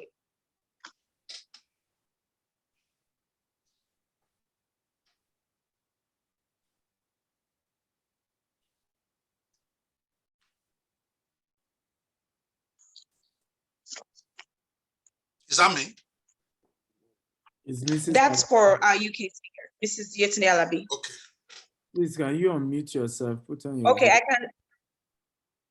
I'm not sure. While we're waiting for her, I can take the next question. I'll come back to Mrs. Yetunde. So the next question is for Dr. Okwebanwo. This person is saying that you did not mention any visa provision for non-profits like NGOs. That's a very interesting one. Remember, I'm not aware that there's a specific visa category for the fact that you are NGO. NGO is just a form of company. So any of those visas can be applied to the NGO. For instance, if you are looking for an O visa, for instance, your employment can be with an NGO, can be with a LLC, can be with a C Corp. So it's really doesn't matter whether it's an NGO, just a vehicle for the employment. I don't know if I made myself clear here. In other words, most of the employment-based categories, most of them you have to get an employer in the US unless you're applying for the national interest waiver, which is a different consideration. And I was surprised at how much of that they are even approving for Nigerians now. Typically, national interest waiver is very hard to get, but I've seen several of them getting approved now in even weak stuff. So, but the company that is employing you in US does not matter to America, whether it is NGO, whether it is a for-profit or not for-profit. Okay, what they require of them mostly is financial viability and a documentation that they are registered and that they are current with IRS, which mostly is a no-brainer.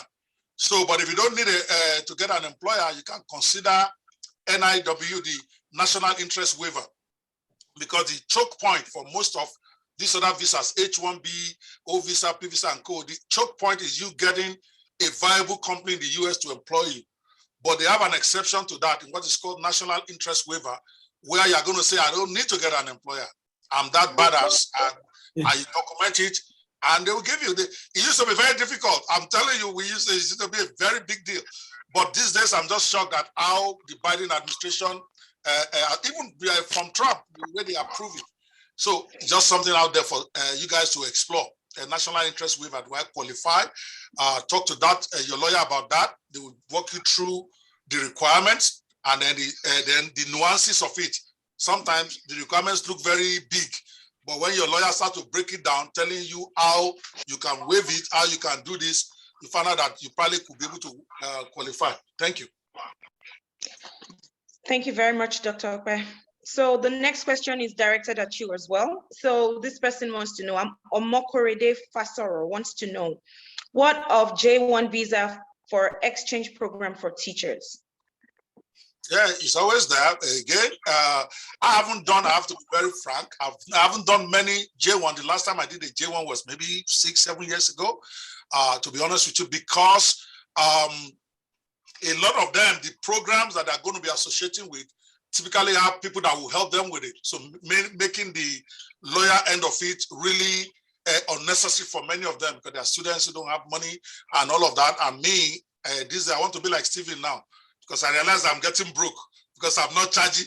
I'm not going after the rich guys. I don't want to deal with poor people again. I'm sorry, but let me not just make light of it. Yeah, J1 is always there. It's always good. I like the doctor part because those ones have small money, but it's not difficult. The programs are still there. I'm just not holding myself out as a specialist in that area now. I just want to specialize in 5. Okay, but those ones, they have the kind of money that I want to do these days. Stephen has started. He's been educating me about how I need to raise my game.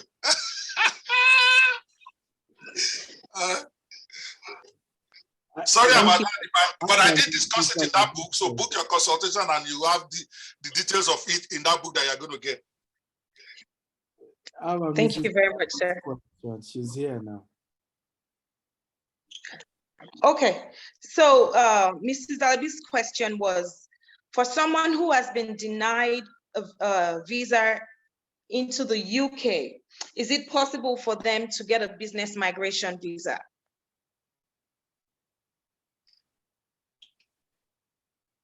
You need to unmute yourself.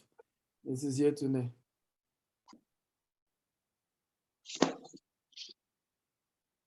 Was it a visitor's visa that was denied? What kind of visa was denied? I need to know that. A visitor's visa, yes. Oh, That was if it's stated. a visitor's, because most visa applications are decided on the merits of each case. So it has nothing to do with a business migration visa. The fact that they were refused a visitor's visa does not mean they can't be granted a business migration visa because they're 2 different categories. And sometimes people are refused visitors visa for simple reasons of not providing the adequate documents. So it has nothing to do with it. They can be granted business visa, even though they've been denied visitors visa. Thank you very much, Mrs. Yetunde. So Oluwafseyi Fadeyi is asking Dr. Okpebanwo, for a small-scale business intending to migrate to the US, what should be the average turnover the company should be currently on, judging drastic devaluation of Naira in recent times? That's a very, very good question.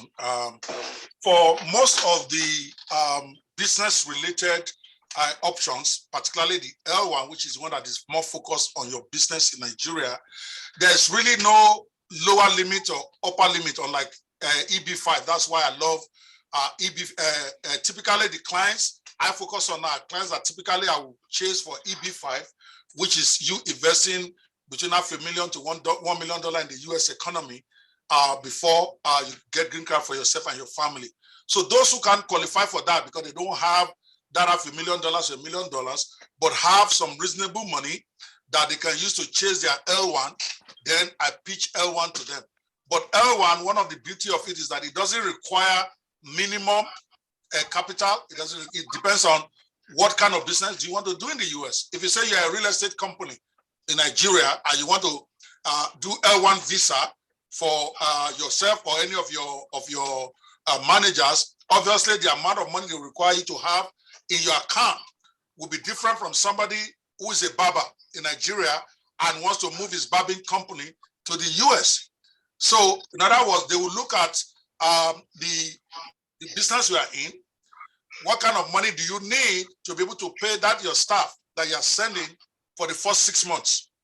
Okay, whatever that figure is, they want you to be able to put that in the account. Remember, that money is still in your account. Nobody is taking it from you. You're going to, part of what your lawyer, or maybe if you get the Akintayo type of package they're putting, for instance, if they are doing that part of it for you, they get you the building, they get you the rent, and then they can even liaise with lawyers to help you register your company. Now, you deposit the money there. The money is your money. You can take it anytime you want. It is just for you to demonstrate that, okay, I can pay this my staff for 6 months. So in the process of your processing your application, yeah, they may require evidence that you have that kind of money. But once your application is done, you can take your money, do whatever you want with it.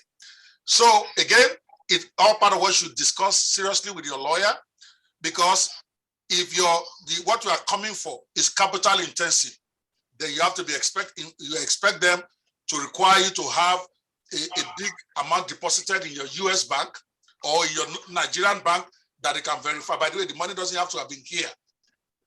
Unlike EB5, the money can still be in your Nigerian account, but they will have to see your operations. So talking about the exchange rate, very correct. They don't judge you by dollars. You have to get that. They judge you based on the scale of your operations in Nigeria, but with whether you can afford to pay your expenses, rent, particularly if you are doing where you are setting up your business in the US, you have to pay your rent. Okay, you have to pay whoever is the staff that you're sending. So you multiply what you want to pay that person by 6 months, which is about the figure that I've been able to get away with. It doesn't mean if you put 3, they won't take it. Everything is subjective. But me, I like to over document. I'll tell you minimum 6 months plus your mortgage or whatever you're going to pay for your rent. And that's where Stephen Akintayos of this world come into play.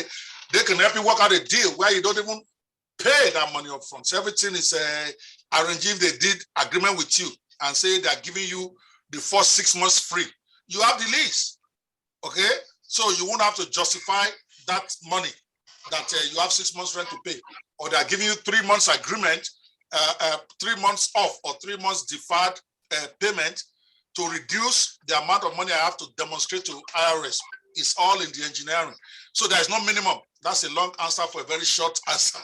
You don't need minimum. It depends on the type of business that you want to do. Thank you. Okay, so finally, I like to over-explain. Thank you, Yemi, Dr. sorry, Okwe. please. Yemi, please. I think some people may have missed out where it was said on the flyer that the consultation fee is for $200 only if you pay while we are on this webinar. Okay. Once the webinar is over, the price will go up to $300. The questions you are asking, they are technical questions. You should come in. And if you're serious about moving your business, $200 is nothing compared to how much you still have to spend. Okay. So if you're shy about spending $200 now, you're not even ready. You're not even ready at all. I mean, just shows that you're not ready. I just checked now and I'm seeing that none of you have gone ahead to make your bookings.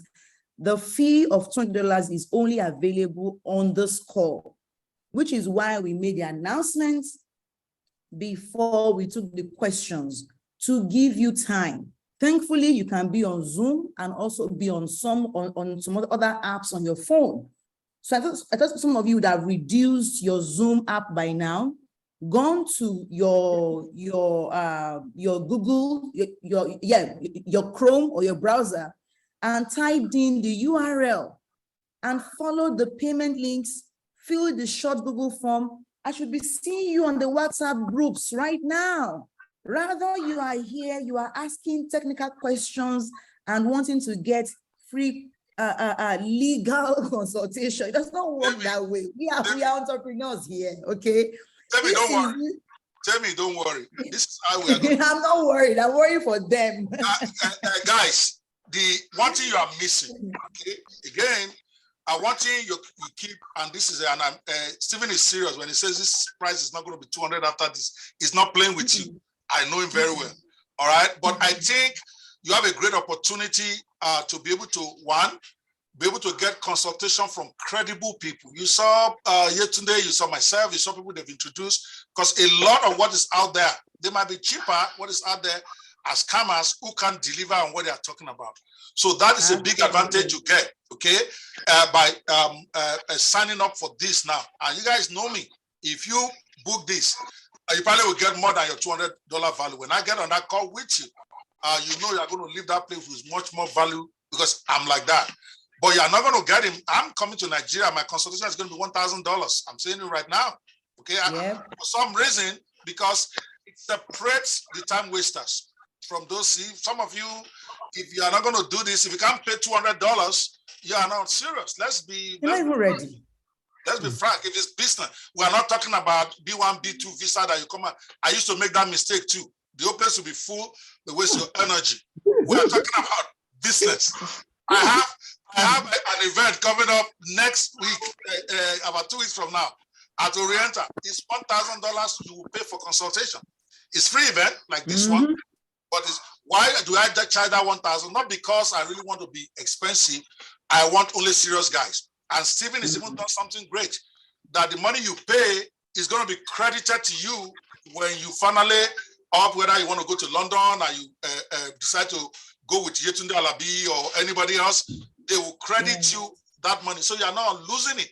So the only thing is that it is a seriousness separator. Maybe they didn't explain it that well for you.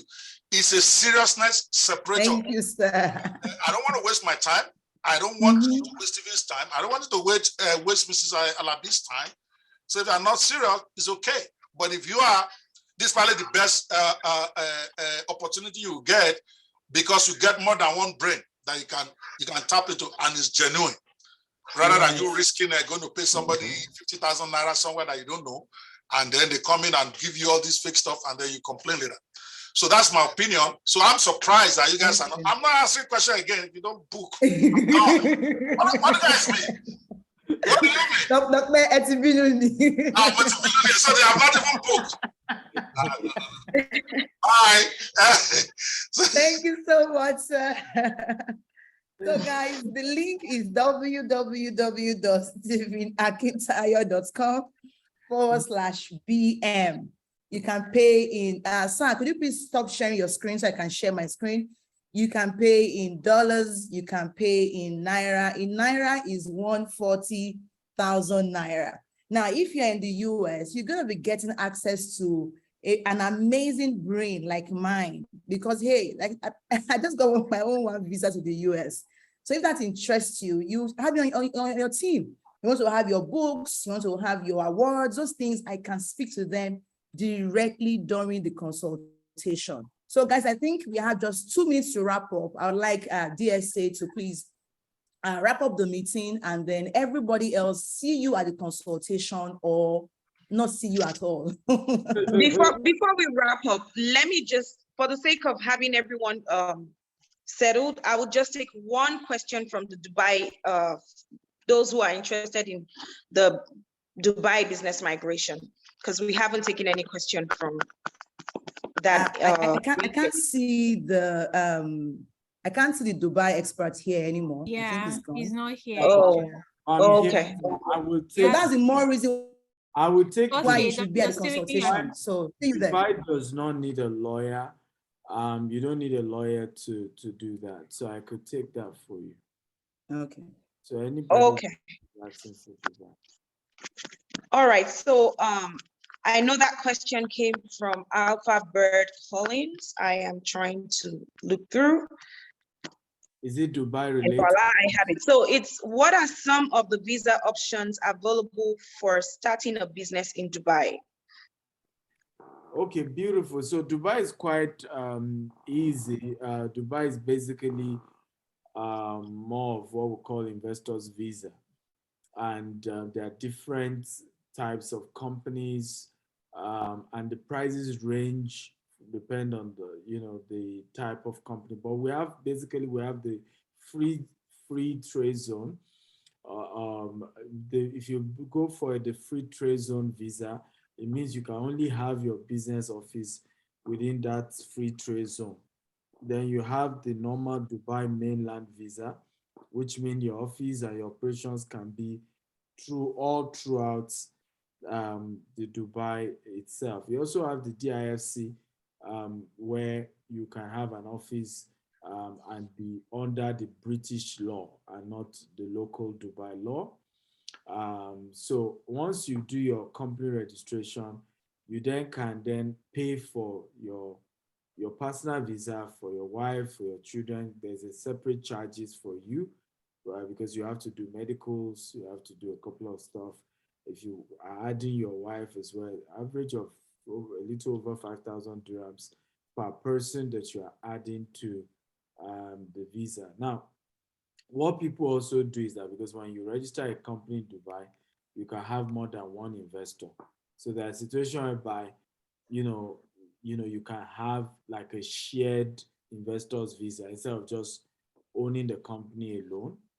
So somebody can come under another person, right? So somebody has owned the license for the company, and then you are just coming under them as one of the investors, and you're getting your residency. Now, why is Dubai important? A lot of us who are in Africa struggle to have payment transactions, like being able to receive foreign payment. I know Barrister Itayo is here as well. I think I don't know whether he has finally registered his Dubai company.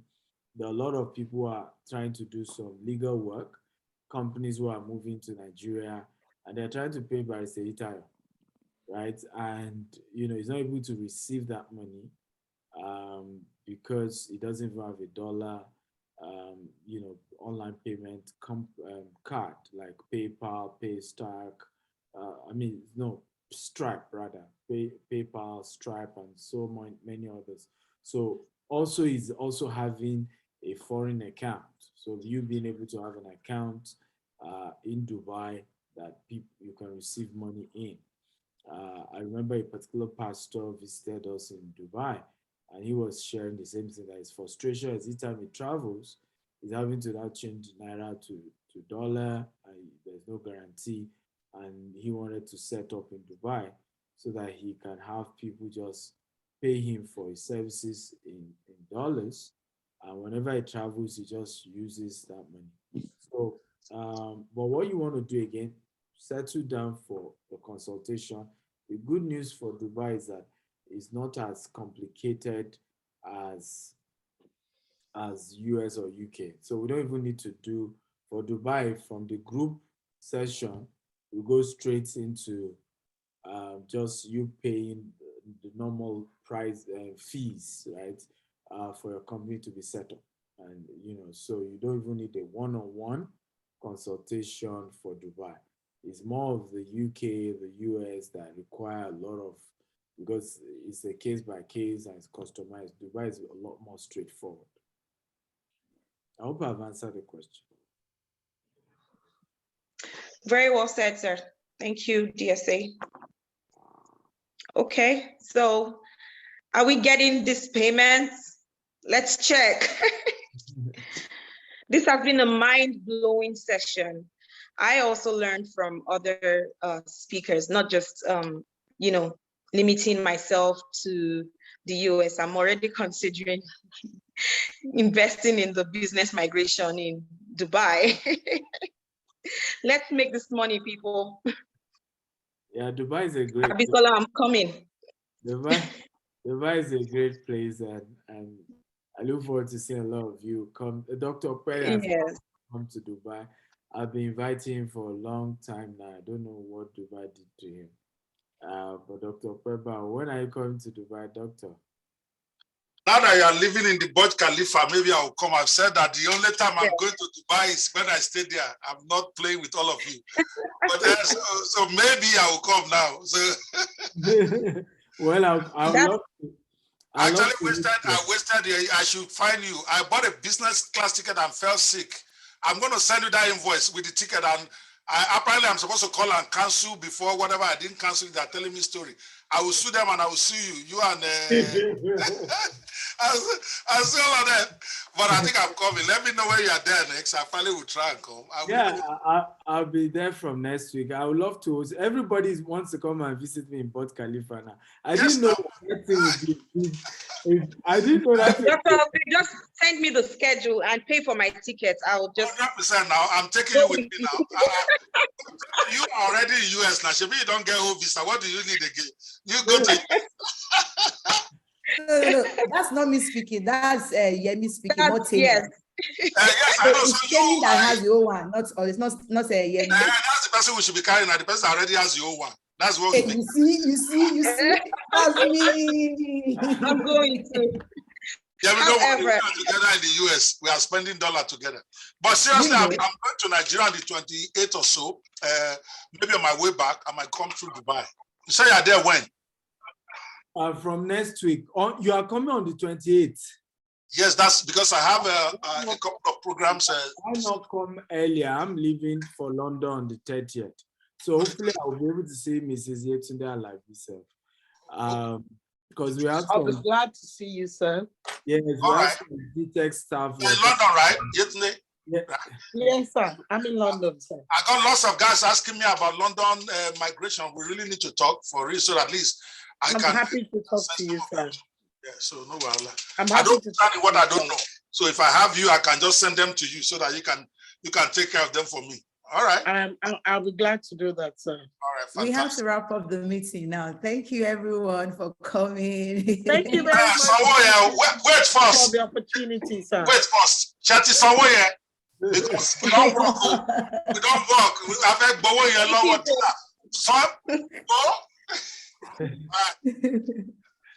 We are waiting on you guys. So come and join us. Thanks to all our amazing speakers. Thank you. Thank you for everyone on the call.